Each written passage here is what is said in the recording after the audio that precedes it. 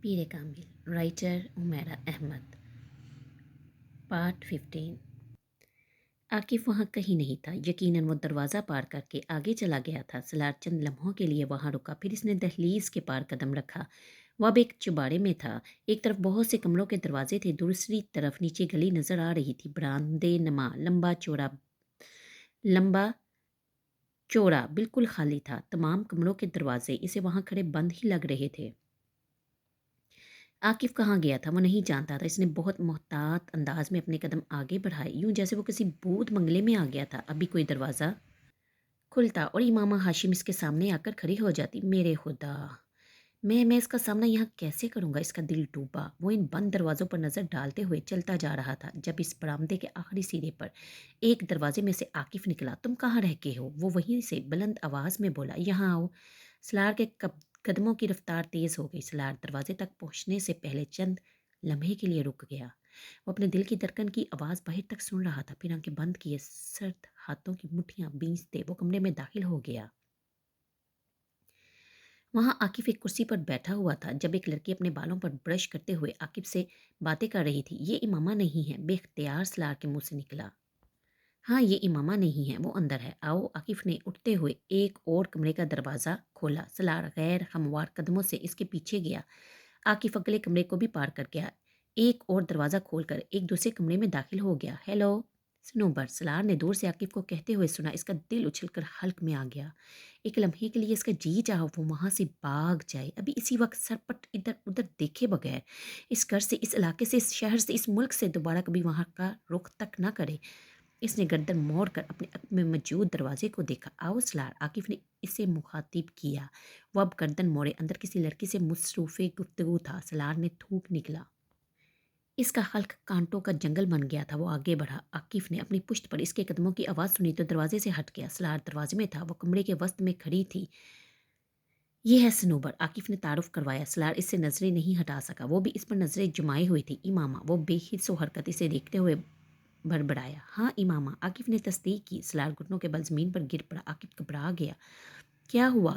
وہ دونوں ہاتھوں سے اپنا سر پکڑے سجدے میں تھا۔ وہ ایک طوائف کے کوٹھے پر سجدے میں گرنے والا پہلا مرد تھا۔ عاقف پنجوں کے بل بیٹھا اسے کندھے سے پکڑے ہلا رہا تھا۔ سلار سجدے میں بچوں کی طرح رو رہا تھا۔ پانی لاؤ۔ سنوبر گھبراتے ہوئے تیزی سے بیٹھ کے سرہانے پڑے، جگ اور گلاس کی طرف گئی اور گلاس میں لے کر سلار کے پاس آ کر بیٹھ گئی۔ سلار صاحب، آپ پانی پیئے۔ سلار ایک جھٹکے سے اٹھ بیٹھا، یوں جیسے کرنٹ لگا ہو۔ اس کا چہرہ آنسوؤں سے بھیگا ہوا تھا۔ کچھ کہے بغیر اس نے اپنی جینز کی جیب سے والیٹ نکالا اور پاگلوں کی طرح اس میں سے کرنسی نوٹ نکال کر سنوبر کے سامنے رکھتا گیا۔ اس نے والیٹ چند سیکنڈ میں خالی کر دیا تھا۔ اس میں کریڈٹ کارڈز کے علاوہ کچھ بھی نہیں بچا تھا۔ پھر وہ کچھ کہے بغیر اٹھ کھڑا ہوا اور الٹے قدموں دروازے کی دہلیز سے ٹھوکر کھاتا ہوا باہر نکل گیا۔ عاقف ہکا بکا اس کے پیچھے آیا۔ سلار کیا ہوا ہے؟ کہاں جا رہے ہو؟ اس نے سلار کو کندھے سے پکڑ کر رکنے کی کوشش کی۔ سلار وحشت زدہ اس سے اپنے آپ کو چھڑوانے لگا۔ چھوڑو مجھے، ہاتھ نہ لگاؤ، مجھے جانے دو۔ وہ بلند آواز میں روتے ہوئے ہذیانی انداز میں چلایا۔ امامہ سے ملنا تھا تمہیں؟ عاقف نے اسے یاد دلایا۔ یہ امامہ نہیں ہے، یہ نہیں ہے امامہ ہاشم۔ تو ٹھیک ہے، مگر میرے ساتھ جانا ہے تمہیں۔ میں چلا جاؤں گا، مجھے تمہاری ضرورت نہیں ہے۔ الٹے قدموں اپنا کندھا اس سے چھڑا کر بھاگتا ہوا کمرے سے نکل گیا۔ عاقف زیر لب کچھ بڑبڑایا، اس کا موڈ آف ہو گیا تھا۔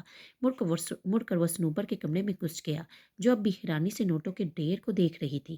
سیڑھیاں اب بھی اس طرح طریق تھی، مگر اس بار وہ جس ذہنی حالت میں تھا، اسے کسی دیوار، کسی سہارے، کسی روشنی کی ضرورت نہیں تھی۔ وہ اندھا دندان طریق سیڑھیوں سے نیچے بھاگا اور بری طرح گرا۔ اگر سیڑھیاں سیدھی ہوتی تو وہ سیدھا نیچے جا کر گرتا، مگر سیڑھیوں کی گولائی نے اسے بچا لیا تھا۔ وہ اندھیرے میں ایک بار پھر اٹھا۔ گھٹنوں اور ٹخنوں میں اٹھنے والی ٹیسوں سے بے پرواہ اس نے دوبارہ اسی طرح بھاگتے ہوئے سیڑھیاں اترنے کی کوشش کی۔ چند سیڑھیاں اترنے کے بعد لگائی جانے والی چھلانگ نے اسے پھر زمین بوس کیا تھا۔ اس بار اس کا سر بھی دیوار سے ٹکرایا۔ وہ خوش قسمت تھا کہ اس کی ہڈی نہیں ٹوٹی۔ شاید سیڑھیوں کی تعداد زیادہ ہوتی تو وہ پھر تیسری بار اٹھ کر اسی طرح سیڑھیاں اترنے کی کوشش کرتا، لیکن دوسری بار سیڑھیوں سے گرنے کے بعد وہ نیچے والی سیڑھی پر آ گیا تھا۔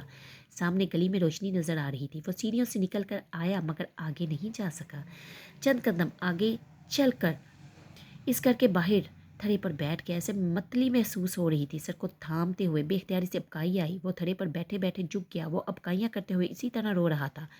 گلی میں سے گزرنے والے لوگوں کے لیے یہ سین نیا نہیں تھا۔ یہاں بہت سے شرابی اور نشئی ضرورت سے زیادہ نشہ استعمال کرنے کے بعد یہی سب کچھ کیا کرتے تھے۔ صرف سلار کا لباس اور حلیہ تھا جو اسے کچھ مہذب دکھا رہا تھا، اور اس کے آنسو اور واویلا کسی طوائف کی بے وفائی کا نتیجہ تھا۔ شاید وہاں کئی مرد ایسے ہی مہذب اور معزز نظر آنے والے مرد اسی طرح روتے ہوئے جاتے تھے۔ طوائف کا کوٹھا ہر کسی کو راس نہیں آتا۔ گزرنے والے طنزیہ مسکراہٹ کے ساتھ اسے دیکھتے ہوئے گزر رہے تھے۔ کوئی اس کے پاس نہیں آیا تھا۔ اس بازار میں حال احوال جاننے کا رواج نہیں تھا۔ عاقف نیچے نہیں آیا تھا، آتا تو شاید سلار کے پاس رک جاتا۔ امامہ ہاشم وہاں نہیں تھی۔ صنوبر امامہ ہاشم نہیں تھی۔ کتنا بڑا بوجھ اس کے کندھوں سے اٹھا لیا گیا تھا، کیسی اذیت سے اسے بچا لیا گیا تھا۔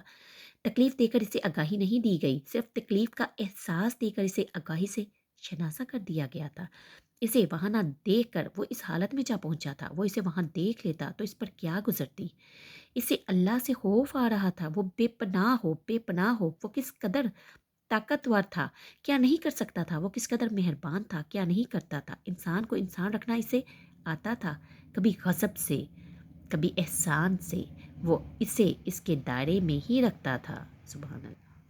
اسے کبھی اپنی زندگی کے اس سیاہ باب پر اتنا پچھتاوا، اتنی نفرت نہیں ہوئی جتنی اس وقت ہو رہی تھی۔ کیوں آتا تھا میں یہاں پر، کیوں خریدتا تھا میں ان عورتوں کو، کیوں گناہ کا احساس میرے اندر نہیں جاگتا تھا۔ وہ چبوترے پر بیٹھا دونوں ہاتھوں سے سر پکڑے بلک بلک کر رو رہا تھا۔ اور اب جب میں یہ سب کچھ چھوڑ چکا ہوں تو اب کیوں یہ تکلیف، یہ چبھن ہو رہی ہے مجھے۔ میں جانتا ہوں مجھے اپنے ہر عمل کے لیے جواب دہ ہونا ہے، مگر یہ حساب یہاں اس طرح نہ لیں جس صورت سے میں محبت کرتا ہوں۔ اسے کبھی اس بازار میں نہ پھینکے۔ وہ روتے روتے رکا۔ کون سا انکشاف کہاں ہو رہا تھا؟ محبت؟ وہ گلی سے گزرتے لوگوں کو دیکھتے ہوئے بے یقینی سے بڑبڑایا، کیا میں اسے محبت کرتا ہوں؟ کوئی لہر اس کے سر سے پاؤں تک گزری تھی۔ کیا یہ تکلیف صرف اس لیے محسوس ہو رہی ہے کہ میں اس کے چہرے پر سائے لہرائے تھے؟ کیا وہ میرا پچھتاوا نہیں ہے، کچھ اور ہے؟ اسے لگا وہ وہاں سے کبھی اٹھ نہیں پائے گا۔ تو یہ پچھتاوا نہیں، محبت ہے جس کے پیچھے میں بھاگتا پھر رہا ہوں۔ اسے اپنا جسم ریت کا بنا ہوا لگا۔ امامہ پھانس نہیں ہے، روگ ہے۔ آنسو اب بھی اس کے گالوں پر بہہ رہے تھے، اور اس بازار میں اس عورت کی تلاش میں اٹھتے میرے قدموں میں لرزش اس لیے تھی کیونکہ میں نے اسے اپنے دل کے اندر بہت اندر کہیں بہت اونچی جگہ پر رکھا تھا، وہاں جہاں خود میں بھی اس کو محسوس نہیں کر پا رہا تھا۔ چیک میٹ 150+ IQ لیول کا وہ مرد منہ کے بل زمین پر گرایا گیا تھا۔ وہ ایک بار پھر پھوٹ پھوٹ کر رونے لگا۔ کون سا زخم تھا جو وہاں بیٹھا ہرا ہو رہا تھا؟ کون سی تکلیف تھی جو سانس لینے نہیں دے رہی تھی؟ آئینے نے اسے کہاں بڑھنا کیا تھا؟ اسے کیا دیا تھا، کیا لیا تھا؟ وہ اٹھ کر وہاں سے چلنے لگا، اسی طرح بلک بلک کر روتے ہوئے۔ اسے خود پر قابو نہیں تھا، اسے پاس سے گزرنے والوں کی نظروں کی بھی پرواہ نہیں تھی۔ اسے اپنے وجود سے کبھی زندگی میں اتنی نفرت محسوس نہیں ہوئی تھی جتنی اس وقت ہو رہی تھی۔ وہ ریڈ لائٹ ایریا اس کی زندگی کا سب سے سیاہ باب تھا، ایسا سیاہ باب جسے وہ کھرچ کر اپنی زندگی سے علیحدہ نہیں کر پایا تھا۔ وہ ایک بار پھر اس کی زندگی میں آ کر کھڑا ہو گیا تھا۔ کئی سال پہلے وہاں گزاری گئی راتیں اب بلاؤں کی طرح اسے گھیرے ہوئے تھی، اور وہ ان سے فرار حاصل نہیں کر پا رہا تھا۔ اور اب جس خوف نے اسے اپنے حصار میں لے لیا تھا وہ تو اگر امامہ اس بازار میں آ گئی ہوتی تو صنوبر امامہ ہاشم نہیں تھی مگر کوئی اور۔ اس کے سر میں درد کی ایک اور لہر اٹھی۔ میگرین اب شدت اختیار کرتا جا رہا تھا، اس کا ذہن معاف ہو رہا تھا، وہ راستے کو بھی ٹھیک سے نہیں دیکھ پا رہا تھا۔ اب اس کا سر درد سے پھٹ رہا تھا، پھر وہ کہیں بیٹھ گیا۔ گاڑیوں کے ہارن اور لائٹس نے اس کے درد کو اور بڑھا دیا تھا، پھر اس کا ذہن کسی طریقے میں اترتا گیا تھا۔ کسی نے ہلکا سا کہکا لگایا، پھر کچھ کہا، ایک دوسری آواز نے جواباً کچھ کہا۔ سلار سکندر کے حواس آہستہ آہستہ کام کرنے لگے تھے، مزمحل، تھکن زدہ مگر آوازوں کو شناخت کرتا ہوا ذہن۔ بہت آہستہ آہستہ اس نے آنکھیں کھولی۔ اسے حیرانی نہیں ہوئی، اسے یہی ہونا چاہیے تھا۔ وہ ہاسپٹل یا کسی کلینک کے ایک کمرے میں ایک بیڈ پر تھا، بے حد نرم اور آرام دہ بیڈ۔ اس سے کچھ فاصلے پر فرقان کسی دوسرے ڈاکٹرز کے ساتھ کھڑا ہلکی آواز میں باتیں کر رہا تھا۔ سلار نے ایک گہرا سانس لیا۔ فرقان اور دوسرے ڈاکٹر نے گردن موڑ کر باتیں کرتے اسے دیکھا، پھر وہ دونوں اس کی طرف چلے آئے۔ سلار نے ایک بار پھر آنکھیں بند کر لی۔ آنکھیں کھلا رکھنا اسے مشکل لگ رہا تھا۔ فرقان نے پاس آ کر نرمی سے اس کے سینے کو تھپ تھپایا۔ کیسے ہو اب سلار؟ سلار نے آنکھیں کھول دی۔ اس نے مسکرانے کی کوشش نہیں کی، صرف چند لمحے خالی الذہنی کے عالم میں اسے دیکھتا رہا۔ فائن، اس نے کہا۔ دوسرا ڈاکٹر اس کی نبض دیکھنے میں مصروف تھا۔ سلان نے ایک بار پھر آنکھیں بند کر لی۔ فرقان اور دوسرا ڈاکٹر آپس میں ایک بار پھر گفتگو میں مصروف تھے۔ اسے اس گفتگو میں کوئی دلچسپی نہیں تھی۔ اسے کسی بھی چیز میں کوئی دلچسپی محسوس نہیں ہو رہی تھی۔ باقی سب کچھ ویسا ہی تھا۔ احساس جرم، پچھتاوا، عاقب، صنوبر، امامہ، ریڈ لائٹ ایریا، سب کچھ ویسا ہی تھا۔ اس کا دل چاہا کاش وہ ابھی بھی ہوش میں نہ آتا تو سلار صاحب اب کچھ تفصیلاً گفتگو ہو جائے آپ کے ساتھ۔ اس نے فرقان کی آواز پر آنکھیں کھول دی۔ وہ اس کے بیڈ کے بالکل قریب ایک سٹول پر بیٹھا ہوا تھا۔ دوسرا ڈاکٹر باہر جا چکا تھا۔ سلار نے اپنی ٹانگوں کو سمیٹنے کی کوشش کی۔ اس کے منہ سے کڑاہ نکلی۔ اس کے ٹخنوں اور گھٹنوں میں شدید درد ہو رہا تھا۔ اس کی ٹانگوں پر کمبل تھا۔ وہ انہیں دیکھ نہیں سکتا تھا، مگر اس کو اندازہ تھا کہ اس کے ٹخنے اور گھٹنے پر کچھ لپٹا ہوا تھا۔ وہ اپنے کپڑوں میں بھی نہیں تھا، بلکہ مریضوں کے لیے مخصوص لباس میں تھا۔ کیا ہوا ہے؟ سلار نے باختیار کڑاہ کر ٹانگ سیدھی کرتے ہوئے کہا۔ سپرینٹ اینکل، گھٹنوں اور کارف پر کچھ خراشیاں اور سوجن، مگر خوش قسمتی سے کوئی فریکچر نہیں ہوا۔ بازوؤں اور کوہنیوں پر بھی کچھ بروسز، خوش قسمتی سے پھر کوئی فریکچر نہیں۔ سر کے بائیں پچھلے حصے میں چھوٹا سا کٹ، تھوڑی سی بلیڈنگ، مگر سی ٹی اسکین کے مطابق کوئی سیریس انجری نہیں۔ سینے پر بھی رگڑ کی وجہ سے معمولی خراشیں۔ مگر جہاں تک تمہارے سوال کا تعلق ہے کہ کیا ہوا ہے، تو یہ تم بتاؤ کہ کیا ہوا ہے؟ فرقان کسی ماہر ڈاکٹر کی طرح بات کرتے کرتے بولا۔ سلار چپ چاپ اسے دیکھتا رہا۔ میں پہلے سمجھتا رہا کہ میگرین کا اٹیک اتنا شدید تھا کہ تم بے ہوش ہو گئے، مگر بعد میں تمہارا چیک اپ کرنے پر مجھے اندازہ ہوا کہ ایسا نہیں تھا۔ کیا کسی نے حملہ کیا تھا تم پر؟ وہ اب سنجیدہ تھا۔ سلار نے گہرا سانس لیتے ہوئے سر کو جھٹکا۔ تم مجھ تک کیسے پہنچے؟ بلکہ میں یہاں کیسے پہنچا؟ میں تمہارے موبائل پر تمہیں کال کر رہا تھا اور تمہارے بجائے کسی آدمی نے وہ کال ریسیو کی۔ وہ اس وقت فٹ پاتھ پر تمہارے قریب تھا، تمہیں ہوش میں لانے کی کوشش کر رہا تھا۔ اس نے مجھے تمہاری حالت کے بارے میں بتایا۔ اچھا آدمی تھا۔ میں نے اس سے کہا کہ وہ تمہیں کسی ٹیکسی میں کسی قریبی ہاسپٹل لے جائے۔ وہ لے گیا، پھر میں وہاں پہنچ گیا اور تمہیں یہاں لے آیا۔ ابھی کیا وقت ہے؟ صبح کے 6 بج رہے ہیں۔ سمیر نے تمہیں رات کو پین کلرز دیے تھے، اس لیے تم ابھی تک سو رہے تھے۔ فرقان کو بات کرتے کرتے احساس ہوا کہ وہ دلچسپی نہیں لے رہا۔ اس کی نظروں میں ایک عجیب سی سرد مہری فرقان کو محسوس ہوئی، یوں جیسے فرقان اسے کسی تیسرے شخص کی حالت کے بارے میں بتا رہا تھا۔ تم مجھے دوبارہ، سلار نے اسے خاموش ہوتے ہوئے دیکھ کر کہنا شروع کیا، پھر قدرے الجھن امیز انداز میں رکا، آنکھیں بند کیے جیسے ذہن پر زور دے رہا ہو۔ ہاں، کوئی ٹرینکولائزر دے دو، میں بہت لمبی نیند سونا چاہتا ہوں۔ سو جانا، مگر یہ تو بتاؤ ہوا کیا تھا؟ کچھ نہیں، سلار نے بیزاری سے کہا۔ میں گرین اور میں فٹ پاتھ پر گر پڑا، گرنے سے چوٹیں لگ گئی۔ فرقان نے غور سے اسے دیکھا۔ کچھ کھا لو۔ سلار نے اس کی بات کاٹی۔ نہیں، بھوک نہیں ہے، تم بس مجھے کچھ دے دو، ٹیبلٹ، انجیکشن یا کچھ بھی، میں بہت تھکا ہوا ہوں۔ اسلام آباد، تمہارے گھر والوں؟ سلار نے اسے بات مکمل کرنے نہیں دی۔ نہیں، اطلاع مت کرنا، میں جب سو کر اٹھوں گا تو اسلام آباد چلا جاؤں گا اس حالت میں۔ تم نے کہا ہے میں ٹھیک ہوں مگر اتنے بھی ٹھیک نہیں ہو۔ 2-4 دن آرام کر لو، یہی نہ ہو لاہور میں پھر چلے جانا۔ اچھا پھر تم پاپا کو یا ممی کو اطلاع مت دینا۔ فرقان نے کچھ الجھے ہوئے انداز میں اسے دیکھا۔ اس کے ماتھے پر چند بل آ گئے۔ اچھا، اور کچھ ٹرینکولائزر؟ فرقان نے اسے سوچتے ہوئے دیکھنے لگا۔ میں رہوں تمہارے پاس فائدہ، میں تو ابھی سو جاؤں گا، تم جاؤ، جب میں اٹھوں گا تو تمہیں کال کروں گا۔ اس نے بازو کے ساتھ اپنی آنکھیں ڈھانپ لی۔ اس کے انداز میں موجود روکھے پن اور سرد مہری نے فرقان کو کچھ اور پریشان کیا۔ اس کا رویہ بہت اب نارمل تھا۔ میں سمیر سے بات کرتا ہوں، کچھ ٹرینکولائزر چاہیے تو پہلے تمہیں کچھ کھانا ہوگا، فرقان نے اٹھتے ہوئے دو ٹوک انداز میں کہا۔ سلار نے آنکھوں سے بازو نہیں ہٹایا۔ دوبارہ اس کی آنکھ جس وقت کھلی اس وقت شام ہو رہی تھی۔ کمرہ خالی تھا، اس کے پاس کوئی بھی نہیں تھا۔ وہ جسمانی طور پر صبح سے زیادہ تھکاوٹ محسوس کر رہا تھا۔ اپنی ٹانگوں سے کمبل کو پرے پھینک کر اس نے لیٹے بائیں ٹخنے اور گھٹنوں میں اٹھتی ہوئی ٹیسوں کو نظر انداز کرتے ہوئے ٹانگوں کو سکیل لیا۔ اسے اپنے اندر ایک عجیب سی گھٹن محسوس ہو رہی تھی، اتنی گھٹن جیسے کسی نے اس کے سینے کو جکڑ لیا ہو۔ وہ اسی طرح لیٹے چھت کو گھوٹتا رہا، پھر جیسے اسے کوئی خیال آیا وہ ہوٹل آ کر اپنا سامان پیک کر رہا تھا جب فرقان نے دروازے پر دستک دی۔ سلار نے دروازہ کھول دیا۔ فرقان کو دیکھ کر وہ حیران ہوا۔ اسے اندازہ نہیں تھا کہ وہ اتنی جلدی اس کے پیچھے آ جائے گا۔ عجیب انسان ہو تم سلار۔ فرقان اسے دیکھتے ہی ناراضگی سے بولنے لگا، یوں کسی کو بتائے بغیر سمیر کے کلینک سے چلے آئے، مجھے پریشان کر دیا، اوپر سے موبائل کو بھی آف کر رکھا ہے۔ سلار نے کچھ نہیں کہا۔ وہ لنگڑاتا ہوا ایک بار پھر اپنے بیگ کے پاس آ گیا جس میں وہ اپنی چیزیں پیک کر رہا تھا۔ تم جا رہے ہو؟ فرقان بیگ دیکھ کر چونک گیا۔ ہاں، سلار نے یک لفظی جواب میں کہا۔ کہاں؟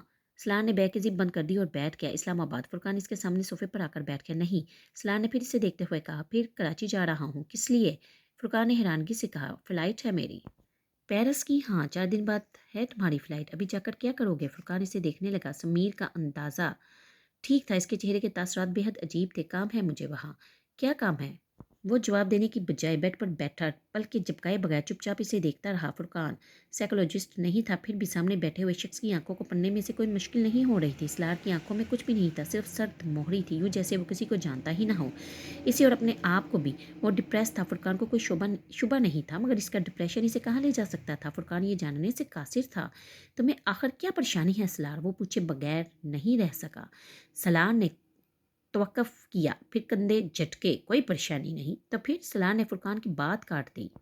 तुम जानते हो मुझे माइग्रेन है, कभी कभार इस तरह हो जाता है मुझे। मैं डॉक्टर हूँ सलार, फुरकान ने संजीदगी से कहा। माइग्रेन को कोई मुझसे ज़्यादा बेहतर नहीं जानता। ये सब कुछ सिर्फ माइग्रेन की वजह से नहीं था, तो तुम बता दो और क्या वजह हो सकती है?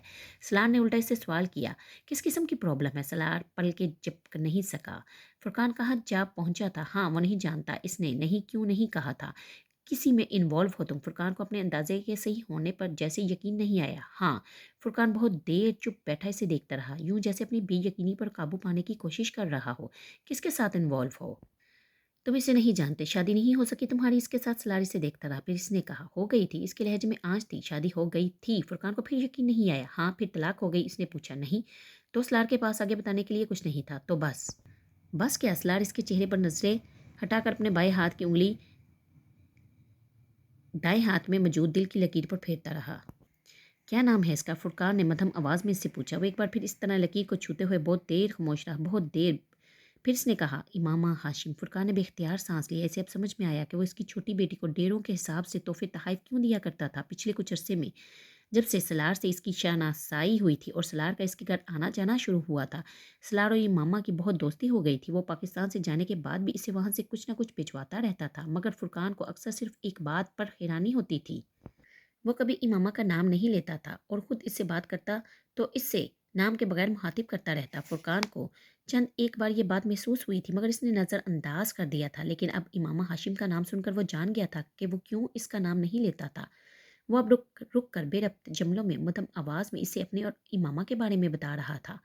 फुरकान दम साधे सुन रहा था। जब वह सब कुछ बताने के बाद खामोश हुआ तो देर तक फुरकान भी कुछ नहीं बोल सका। इसकी समझ में नहीं आ रहा था कि वो क्या कहे, कैसे तसल्ली दे, या फिर कुछ कहे और कहे कोई नसीहत। तुम इसे भूल जाओ, इसने बिलाखिर कहा। सोच लो कि वो जहाँ भी है खुश है और महफूज है। जरूरी नहीं इसके साथ कोई सानहा हुआ हो सकता है वो बिल्कुल महफूज हो। फुरकान कह रहा था तुमने इसकी मदद की थी जिस हद तक तुम कर सकते थे। पछतावों से अपने आप को निकाल लो, अल्लाह मदद करता है। तुम्हारे बाद हो सकता है इससे तुमसे बेहतर कोई और मिल गया हो। तुम क्यों इस तरह के वहम लिए बैठे हो? मैं नहीं समझता कि जलाल से इसकी शादी ना होने की वजह तुम थे। जो कुछ तुमने मुझे जलाल के बारे में बताया है, मेरा अंदाज़ा तो यही है कि वो किसी भी सूरत में इमामा से शादी ना करता, चाहे तुम बीच में आते या ना आते, कोशिश करते या ना करते। जब तक इमामा को तलाक ना देने का जहाँ तक इमामा को तलाक ना देने का सवाल है, इससे चाहिए था वो तुमसे दोबारा राब्ता करती। वो ऐसा करती तो यकीनन तुम इसे तलाक दे देते। अगर इस मामले में तुमसे कोई गलती हुई भी है तो अल्लाह तुम्हें माफ़ कर देगा, क्योंकि तुम पछता रहे हो। तुम अल्लाह से माफ़ी भी मांगते आ रहे हो, ये काफ़ी है। मगर इस तरह डिप्रेशन का शिकार होने से क्या होगा? तुम अपने आप को इस कैफियत से निकालने की कोशिश करो। वो बड़ी दिल जमई से इसे समझा रहा था। सलार की खामोशी से इसे उम्मीद बंधी कि शायद इसकी कोशिश रंग ला रही थी, मगर एक लंबी तकरीर के बाद जब वो खामोश हुआ तो सलार उठकर अपना ब्रीफ केस खोलने लगा। क्या कर रहे हो? फुरकान ने पूछा। मेरी फ्लाइट का टाइम हो रहा है। वो ब्रीफ केस में से कुछ पेपर्स निकाल रहा था। फुरकान की समझ में नहीं आया वो इससे क्या कहे। वो पिछले कई सालों में कई बार पाकिस्तान आता जाता रहा था। इसे कभी वापस जाते हुए इस किस्म की कैफियत का शिकार नहीं होना पड़ा था जिस किस्म की कैफियत का शिकार वो इस बार हुआ था। जहाज़ के टेक ऑफ के वक्त एक अजीब सा खालीपन था जो इसने अपने अंदर महसूस किया था। इसने जहाज़ की खिड़की से बाहर झांका। बहुत दूर तक फैले हुए इस हित्ते में कहीं इमामा हाशिम नाम की एक लड़की भी थी। वो वहाँ रहता तो कभी कहीं किसी वक्त किसी रूम में वो इसे नज़र आ जाती, इसे मिल जाती, या कोई ऐसा शख्स इसे मिल जाता जो इससे वाकिफ होता। लेकिन वो अब जहाँ जा रहा था इस ज़मीन पर इमामा हाशिम कहीं नहीं थी। कोई इत्तेफाक भी इन दोनों को आमने सामने नहीं ला सकता था। वो एक बार फिर एक लंबे अरसे के लिए इम्कान को छोड़कर जा रहा था। वो ज़िंदगी में कितनी बार इम्कान को छोड़कर जाता रहेगा? 10 मिनट के बाद पानी से ट्रैंकुलाइजर्स को निगलते हुए इसे एहसास हो रहा था कि वो ज़िंदगी में कहीं भी नहीं खड़ा था। वो ज़िंदगी में कभी भी नहीं खड़ा हो पाएगा। इसके पैरों के नीचे ज़मीन कभी आ ही नहीं सकेगी। 7वीं मंजिल पर अपने अपार्टमेंट का दरवाज़ा खोलते हुए भी इसे एहसास हो रहा था कि वो वहाँ जाना नहीं चाहता था। वो कहीं और जाना चाहता था। कहाँ? इसने अपार्टमेंट के दरवाजे को लॉक किया। लाउंज में पड़े टीवी को ऑन किया। CNN पर न्यूज़ बुलेटिन आ रहा था। इसने अपने जूते और जैकेट उतारकर दूर फेंक दिए, फिर रिमोट लेकर सोफे पर لیٹ گیا خالی الذہنی کے عالم میں وہ چینل بدلتا رہا۔ ایک چینل سے گونجتی اردو آواز نے اسے روک لیا۔ اسے غیر معروف سا گلوکار کوئی غزل گا رہا تھا، ایک غیر معمولی سا گلوکار کوئی غزل گا رہا تھا۔ میری زندگی تو فراق ہے وہ ازل سے دل میں مکی سہی، وہ نگاہ شوق سے دور رہی، وہ نگاہ شوق سے دور ہے، رگے جاں سے لاکھ قریب سہی۔ اس نے ریموٹ اپنے سینے پر رکھ لیا۔ گلوکار کی آواز بہت خوبصورت تھی، یا پھر شاید وہ اس کے جذبات کو الفاظ دے رہا تھا۔ ہمیں جان دینی ہے ایک دن وہ کسی طرح، وہ کہیں سہی، ہمیں اپنے کھینچے دار پر جو نہیں کوئی تو ہمیں سہی۔ شاعری کا کلاسیکل میوزک، پرانی فلمیں، انسٹرومنٹل میوزک سے ان تمام چیزوں کی ورتھ کا اندازہ پچھلے کچھ سالوں میں ہونا شروع ہوا تھا۔ پچھلے کچھ سالوں سے اس کی موسیقی کے انتخاب کو بہت الگ کر دیا تھا، اور وہ اردو غزلیں سننے کا تو اس نے کبھی خواب میں ورنہ اردو غزلیں سننے کا تو اس نے کبھی خواب میں بھی نہیں سوچا تھا۔ سر توڑ ہو سر خشر ہو ہمیں انتظار قبول ہے، وہ کبھی ملے وہ کبھی ملے وہ کہیں ملے، وہ کبھی سہی وہ کہیں سہی۔ اسے ایک بار پھر ماما یاد آئی، اسے ہمیشہ وہی یاد آتی تھی۔ پہلے وہ صرف تنہائی میں یاد آتی تھی، پھر وہ ہجوم میں بھی نظر آنے لگی تھی، اور وہ محبت کو پچھتاوا سمجھتا رہا۔ نہ ہو ان پہ جو میرا بس نہیں، کہ یہ عاشقی ہے ہوس نہیں، میں انہی کا تھا میں انہی کا ہوں، وہ میرے نہیں تو نہیں سہی۔ سلار یکدم صوفے سے اٹھ کر کھڑکیوں کی طرف چلا گیا۔ ساتویں منزل پر کھڑے وہ رات کو روشنیوں کی اوٹ میں دیکھ سکتا تھا۔ عجیب وحشت تھی جو باہر تھی، عجیب عالم تھا جو اندر تھا۔ جو ہو فیصلے وہ سنائیے، اسے خشر پر نہ اٹھائیے، جو ہو فیصلہ وہ سنائیے، اسے خشر پر نہ اٹھائیے، جو کریں گے آپ ستم وہاں وہ ابھی سہی وہ یہی سہی۔ وہاں کھڑے کھڑے کھڑکیوں کے شیشوں کے پار اندھیرے میں ٹمٹماتی روشنیوں کو دیکھتے ہوئے اس نے اپنے اندر اترنے کی کوشش کی۔ میں اور کبھی کسی لڑکی سے محبت کروں، سوال ہی پیدا نہیں ہوتا۔ بہت سال پہلے اکثر کہا جانے والا جملہ اسے یاد آیا۔ باہر طریقی کچھ اور بڑی، اندر آوازوں کی باز گشت۔ اس نے شکست خوردہ انداز میں سر جھکایا، پھر چند لمحوں کے بعد دوبارہ سر اٹھا کر کھڑکی سے باہر دیکھنے لگا۔ انسان کا اختیار کہاں ہے، کہاں سے شروع ہو کر کہاں پر ختم ہوتا ہے؟ ڈپریشن کا ایک اور دورہ۔ باہر نظر آنے والی ٹمٹماتی روشنیوں بھی اب بجھنے لگی تھی۔ اسے دیکھنے کی جو لو لگی تو نصیر دیکھ ہی لیں گے ہم۔ وہ ہزار آنکھ سے دور ہو، وہ ہزار پردہ نشیں سہی۔ سلار سکندر نے مڑ کر اس کی اسکرین کو دیکھا۔ گلوکار لہک لہک کر بار بار آخری شعر دہرا رہا تھا۔ کسی معمول کی طرح چلتا ہوا وہ صوفے پر آ کر بیٹھ گیا۔ سینٹرل ٹیبل پر رکھے ہوئے بریف کیس کو کھول کر اس نے اندر سے اپنا لیپ ٹاپ نکال لیا۔ اسے دیکھنے کی جو لگی تھی تو نصیر دیکھ ہی لیں گے ہم۔ وہ ہزار آنکھ سے دور ہو، وہ ہزار پردہ نشیں سہی۔ گلوکار مقطع دہرا رہا تھا۔ سلار کی انگلیاں لیپ ٹاپ پر برق رفتاری سے حرکت کرتے ہوئے استعفیٰ لکھنے میں مصروف تھی۔ کمرے میں موسیقی کی آواز اب ڈوبتی جا رہی تھی۔ استعفیٰ کی ہر لائن اس کے وجود پر چھائے جمود کو ختم کرتی جا رہی تھی۔ وہ جیسے کسی جادو کے اثر سے باہر آ رہا تھا، کوئی توڑ رہا تھا۔ اپنے کیریئر کے اس اسٹیج پر اس طرح کا احمقانہ فیصلہ تم ہی کر سکتے تھے۔ وہ فون پر سکندر عثمان کو خاموشی سے سن رہا تھا۔ آخر اتنی اچھی پوسٹ کو کیوں چھوڑ رہے ہو، اور وہ بھی اس طرح اچانک؟ اور چلو اگر چھوڑنے کا فیصلہ کر ہی لیا ہے تو پھر آ کر اپنا بزنس کرو، بینک میں جانے کی کیا تک بنتی ہے؟ وہ اس کے فیصلے پر بری طرح تنقید کر رہے تھے۔ میں اب پاکستان میں کام کرنا چاہتا ہوں، بس اس لیے اس جاب کو چھوڑ دیا۔ بزنس میں نہیں کر سکتا، اور بینک کی آفر میرے پاس بہت عرصہ سے تھی، وہ مجھے پاکستان پوسٹ کرنے پر تیار ہیں، اس لیے میں اسے قبول کر رہا ہوں۔ اس نے تمام سوالوں کا اکٹھا جواب دیا۔ پھر بینک کو بھی جوائن مت کرو، میرے ساتھ آ کر کام کرو۔ یہ نہیں کر سکتا پاپا، مجھے مجبور نہ کریں تو پھر وہیں پر رہو۔ پاکستان آنے کی کیا تک بنتی ہے؟ میں یہاں پر رہ نہیں پا رہا۔ حب الوطنی کا دورہ پڑا ہے تمہیں؟ نہیں تو پھر میں آپ لوگوں کے پاس رہنا چاہتا ہوں۔ اس نے بات بدل دی۔ خیر یہ فیصلہ کم از کم ہماری وجہ سے تو نہیں کیا گیا۔ سکندر عثمان کا لہجہ نرم ہوا۔ سلار خاموش ہو گیا۔ سکندر عثمان بھی کچھ دیر خاموش رہے۔ فیصلہ تو تم کر ہی چکے ہو، میں اب اس کے بارے میں تو کچھ نہیں کر سکتا۔ ٹھیک ہے، آنا چاہتے ہو آ جاؤ، کچھ عرصہ بینک میں کام کر کے بھی دیکھ لو، لیکن میری خواہش یہی ہے کہ تم میرے ساتھ رہو، میرے بزنس کو دیکھو۔ سکندر عثمان نے جیسے ہتھیار ڈالتے ہوئے کہا۔ تمہارا تو پی ایچ ڈی کا بھی ارادہ تھا، اس کا کیا ہوا؟ سکندر عثمان کو بات کرتے کرتے پھر یاد آیا۔ فی الحال میں مزید اسٹڈیز نہیں کرنا چاہ رہا، ہو سکتا ہے کچھ سالوں کے بعد پی ایچ ڈی کے لیے دوبارہ باہر چلا جاؤں۔ یہ بھی ممکن ہے کہ پی ایچ ڈی کروں ہی نہ، سلار نے مدھم آواز میں کہا۔ تم اس اسکول کی وجہ سے آ رہے ہو؟ سکندر عثمان نے اچانک کہا۔ شاید۔ سلار نے تردید نہیں کی۔ وہ اگر اسکول کو اس کی واپسی کی وجہ سمجھ رہے تھے تو بھی کوئی حرج نہیں تھا۔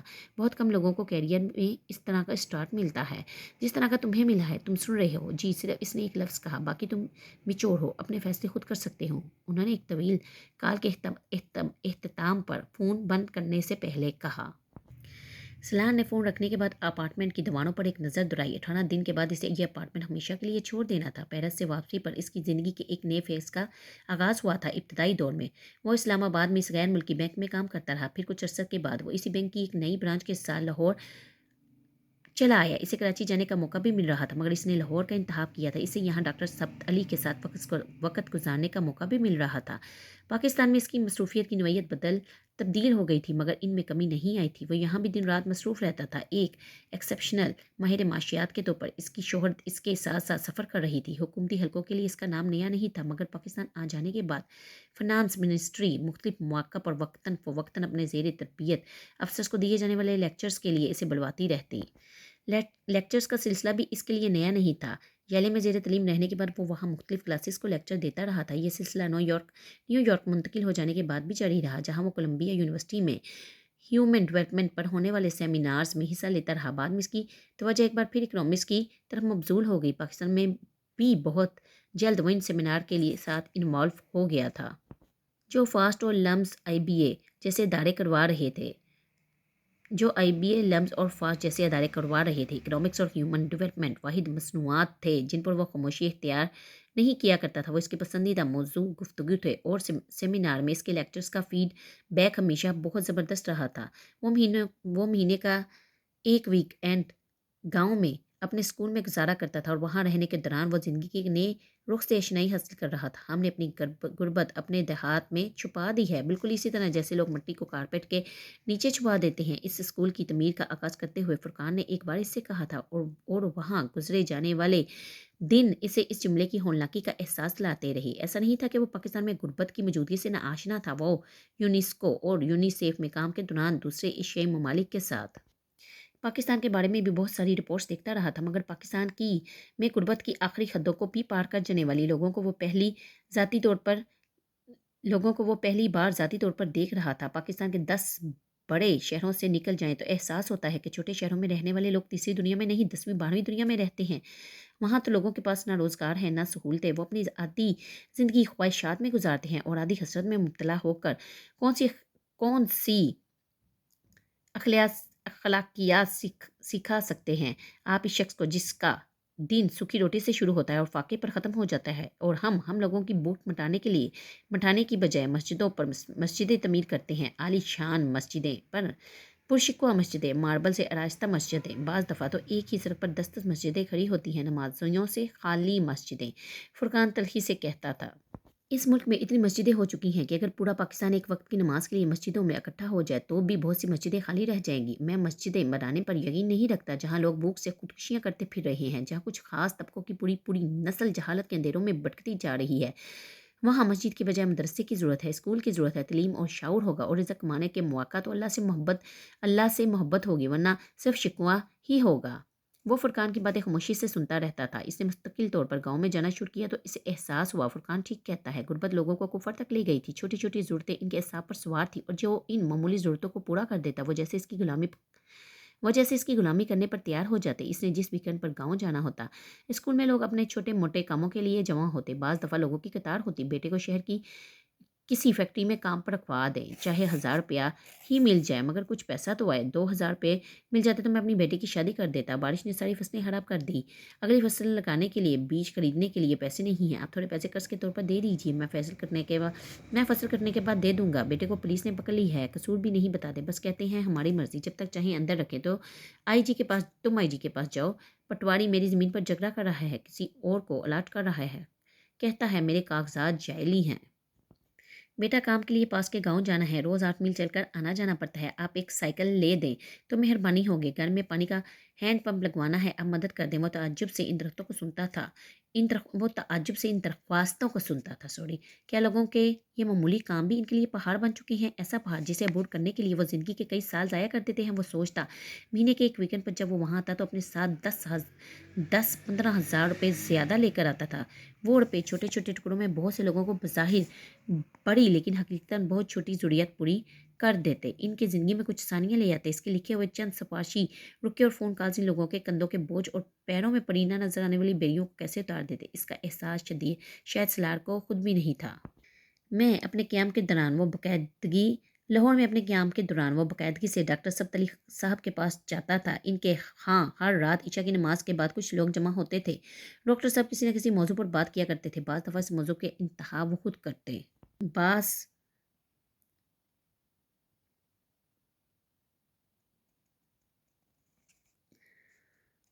بعض دفعہ اس موضوع کا انتہا وہ خود کرتے، بعض دفعہ ان کے پاس آنے والے لوگوں میں سے کوئی ان سے سوال کرتا اور پھر یہ سوال اس رات کا موضوع گفتگو بن جاتا۔ عام اسکالرز کے برعکس ڈاکٹر سبت علی صرف خود ہی نہیں بولتے تھے، نہ ہی انہوں نے اپنے پاس آنے والے لوگوں کو صرف سامع بنا دیا تھا، بلکہ وہ اکثر اپنی بات کے دوران ہی چھوٹے موٹے سوالات کرتے رہتے اور پھر ان سوالات کا جواب دینے کے لیے نہ صرف لوگوں کی حوصلہ افزائی کرتے بلکہ ان کی رائے کو بہت اہمیت دیتے، ان کے اعتراضات کو بڑے تحمل اور بردباری سے سنتے۔ ان کے پاس آنے والوں میں صرف سلار سکندر تھا جس نے ان سے کبھی سوال کیا تھا نہیں، کبھی ان کے کسی سوال کا جواب دینے کی کوشش نہیں کی تھی۔ وہ کبھی کسی بات پر اعتراض کرنے والوں میں شامل ہوا نہ کسی بات پر رائے دینے والوں میں۔ وہ فرقان کے ساتھ آتا، فرقان نہ آتا تو اکیلا آ جاتا، کمرے کے آخری حصے میں اپنی محسوس جگہ پر بیٹھ جاتا، خاموشی سے ڈاکٹر صاحب اور وہاں موجود لوگوں کی گفتگو سنتا، بعض دفعہ اپنے دائیں بائیں بیٹھنے والے لوگوں کے استفسار پر اپنا ایک جملہ تعارف پیش کرتا۔ میں سلار سکندر ہوں، ایک بینک میں کام کرتا ہوں۔